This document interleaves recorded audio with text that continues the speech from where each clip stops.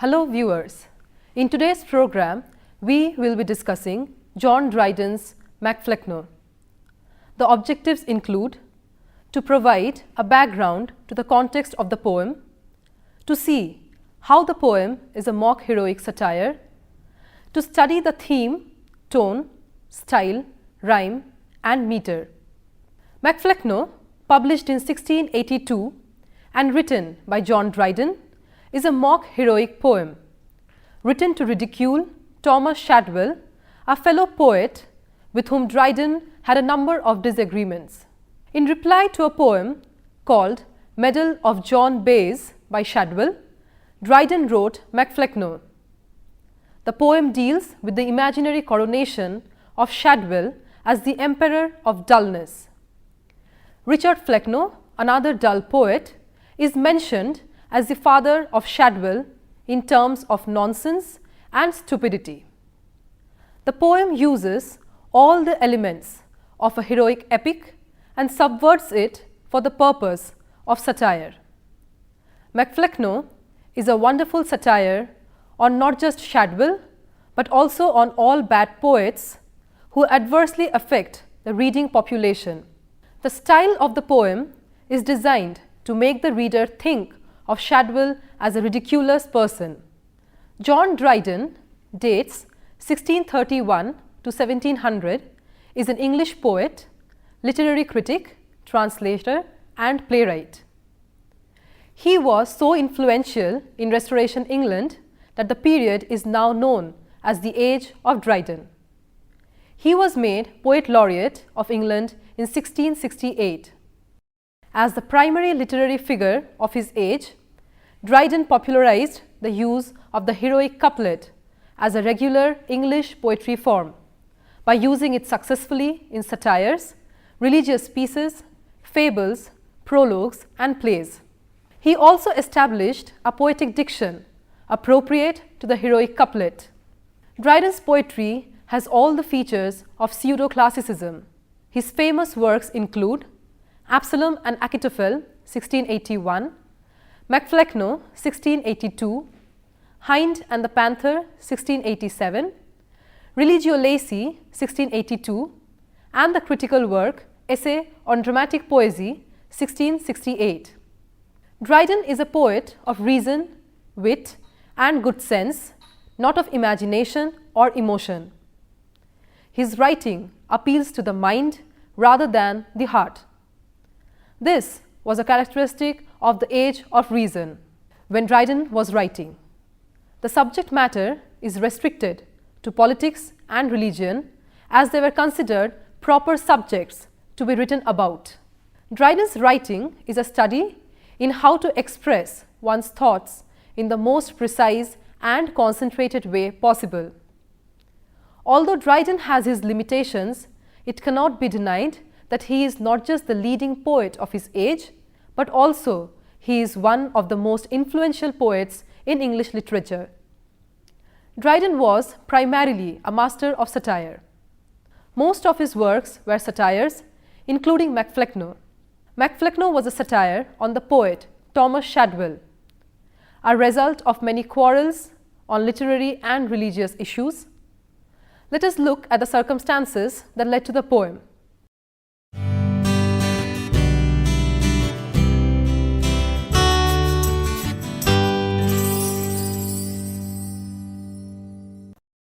Flecknoe is a satire directed at Thomas Shadwell, a contemporary poet and playwright. A series of disagreements between the two authors culminated in the writing of Flecknoe. Some of the reasons for the disagreement included their different estimates of Ben Jonson, Dryden's preference for wit and repartee as opposed to Shadwell's preference for Ben Jonson's comedy of humours. It also included their contrasting opinions about the true purpose of comedy and about the value of rhymed plays. But their bitterest disagreement was in the field of politics. John Dryden had attached himself to the Tories, that is, the Royalist cause, and Thomas Shadwell to the Whigs, that is, the anti-Royalists. The rivalry between the two parties intensified with the passing of the Exclusion Bill, supported by the party of Lord Shaftesbury. This bill sought to keep out the Catholic James from the throne. The exclusionists and the anti-exclusionists started attacking each other. The literary men did it by means of their work. Dryden attacked the Whigs in Absalom and Achitophel in 1681. Shadwell replied by a comedy, Lancashire Witches, in 1682. This literary war continued with the publication of Medal in 1682 by Dryden. It was a satire written on the occasion of the commemoration of Lord Shaftesbury. Although other writers replied to Dryden, the most caustic attack was the Medal of John Bayes, written in the same year by Shadwell. This, along with Dryden's poor estimate of Shadwell's poetic talents, led to the publication of Flecknoe. The title Flecknoe refers to Richard Shadwell, 1600 to 1678, an Irish poet and priest who died just before Dryden wrote Flecknoe. He was considered by many, including Dryden, to be synonymous with bad poetry. Andrew Marvell, 1621 to 1678, who had met him, had unkind things to say about him. Dryden, in his poem, pictures Flecknoe as the king of dullness who appoints his son Shadwell as his heir.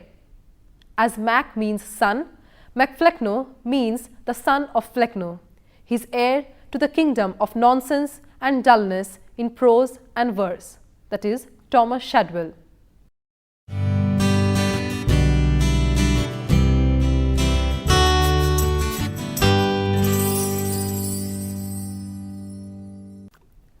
The poem begins with Flecknoe deciding to retire from office.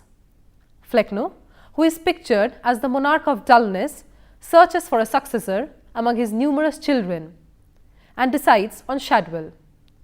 The king thinks that others might admit some wit into their minds, but Shadwell's stupidity is like darkness that admits no light. His dumb mind is compared to his fat body that allows nothing to pass through it.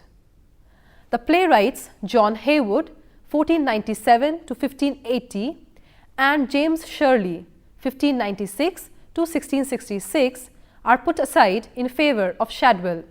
Flecknoe realizes that even he is below Shadwell's absolute stupidity. The entire population, as Flecknoe claims, has only one name to proclaim: Shadwell. A few references to the characters of Shadwell's plays are given, with Flecknoe saying that dull as they are, they do not come close to the dullness that their creator displays. The scene then shifts to London for the crowning of the King of Stupidity. The city is full of brothels.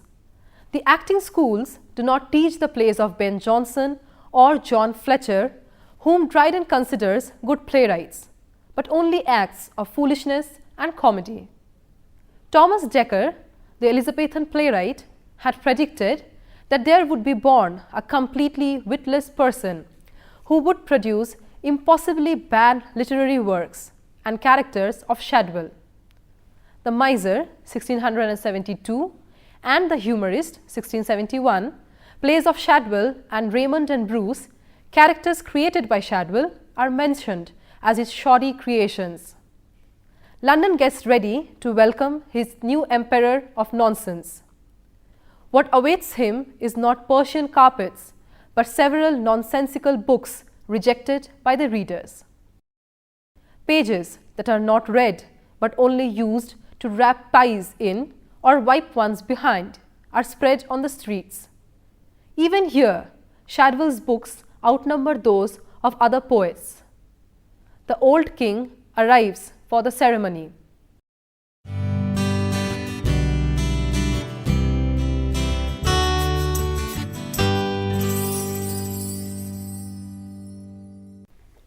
Shadwell reaches the venue of the crowning, and his face is described as full of dullness. He is the authentic successor of Flecknoe, much like a Greek hero. Like Hannibal, who swore to hate Rome, Shadwell takes an oath to retain dullness till his death and not to allow sense and wit to exist in his kingdom under any circumstance. He is then given, instead of a scepter, a mug of ale and a copy of his work, Love's Kingdom. On Shadwell's head, a crown of poppies is placed, indicating opium, which Shadwell was addicted to. Instead of the 6 vultures that appeared to Romulus, the founder of Rome, 12 owls appear to the newly chosen emperor of nonsense. After passing on dullness to his son, Flecknoe makes a speech where he wishes that his son rules over a large kingdom and causes stupid works to be generated continuously, much like Shadwell's own works. He wishes his son to surpass his father in reaching new heights of impudence and ignorance. Then, after mentioning a few characters of Shadwell's works, Flecknoe advises his son not to work hard, but to harness his natural talent for dullness. And every writer will but be a copy of himself. He urges his son to be worthy of his bloodline and not try to write well, like Ben Jonson. No one can write as bad as Shadwell, he says. Only he can come up with expressions such as whip stitch and kiss my ass in a play, The Virtuoso, 1676.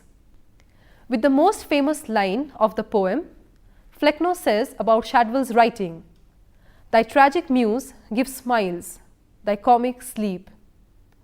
Even as Flecknoe is detailing new ways of imposing torture upon words and people, he falls down a trapdoor, much like the ploy of Shadwell's characters in The Virtuoso, and the mantle of the emperor literally falls on Shadwell, and he is formally crowned the king of nonsense.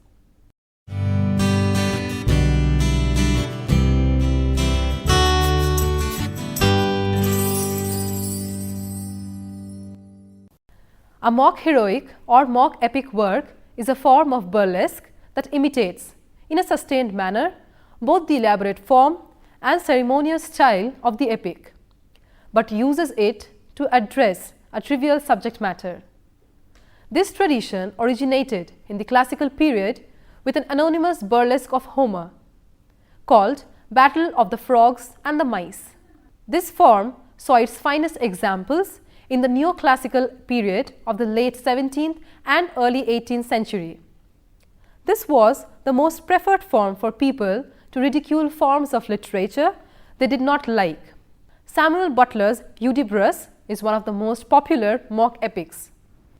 Alexander Pope's 1688 to 1744 Rape of the Lock, 1712 and 1714, which was inspired from Flecknoe, uses all the epic formulas and subverts them. As a mock heroic work consists of the inversion of popular forms, it needs creativity on the part of the writer to make it work. A mock epic pretends that a person or thing is extraordinary, whereas the author thinks of them as insignificant. Typically, a mock heroic poem is full of wit and wordplay.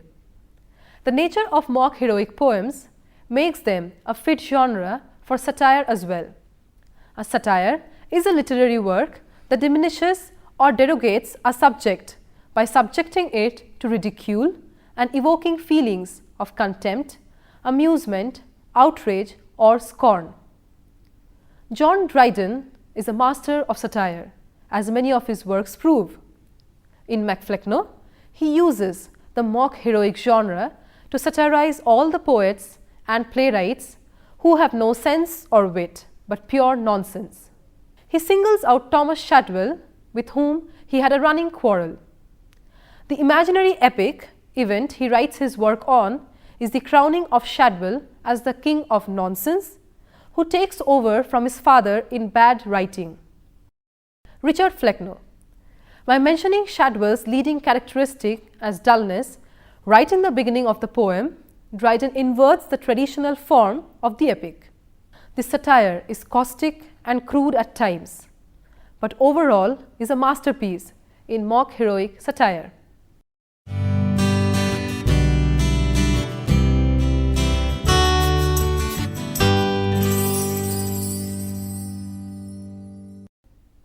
theme. The theme of the poem is to ridicule bad writers, especially Thomas Shadwell. The purpose of the poem was to get even with Shadwell by exposing his laughableness. There seems to be, however, a larger social purpose behind this as well. Dryden seems to be concerned about the effect of bad poetry on the common reading public. He thinks that bad poetry is a symptom of a degenerated city. The manner in which he describes the city of Augusta, that is London, gives acceptance to this theory. The city where no Ben Jonson or Fletcher plays are enacted, but only silly and cheap farces, is one full of brothels. Dryden's opinion is that bad writers are useless and dangerous to the citizens and publishers alike. Tone. The tone of the poem is mocking and mischievous. Being a mock heroic poem, the tone is also mock serious, with ridiculous thing given a serious tint. Style. The style throughout is mock heroic, having all the conventional features of an epic poetry. The description of the procession and inauguration has a Homeric brilliance, the underlying hollowness of the occasion lending a peculiar tinge to the proceedings. Humor appears in different kinds: oblique, direct, filled with contempt and outrage. Dryden uses many figures of speech to fulfill his purpose. The mock heroic nature of the poem lends itself to exaggerated metaphor, which is served through various figures of speech. For instance, in the beginning of the poem, Dryden uses hyperbole to stress the dimness of Shadwell's imagination and creativity. For example, in line 208, he writes, "And torture one poor word 10,000 ways." Alliteration is also used in the poem. For example, in line 10 we have, "to settle the succession of the state." Personification is another figure of speech used by Dryden. Line 94 states, "Now Empress Fame had published the renown." Rhyme. Dryden has used end rhyme in the poem. It is written entirely in couplets, that is, 2 successive rhyming lines. Near these, a nursery erects its head, where queens are formed and future heroes bred. Lines 74 and 75. There is also occasional internal rhyme in the play, that is, rhyme within a single line. One example of this is, "The lute and the sword which he in triumph bore." Line 58. Meter. The meter of the poem is iambic pentameter, which is meter consisting of 5, that is penta, iambs, metrical feet. With this, we come to the end of this program. Hope you liked it. See you in the next session. Thank you.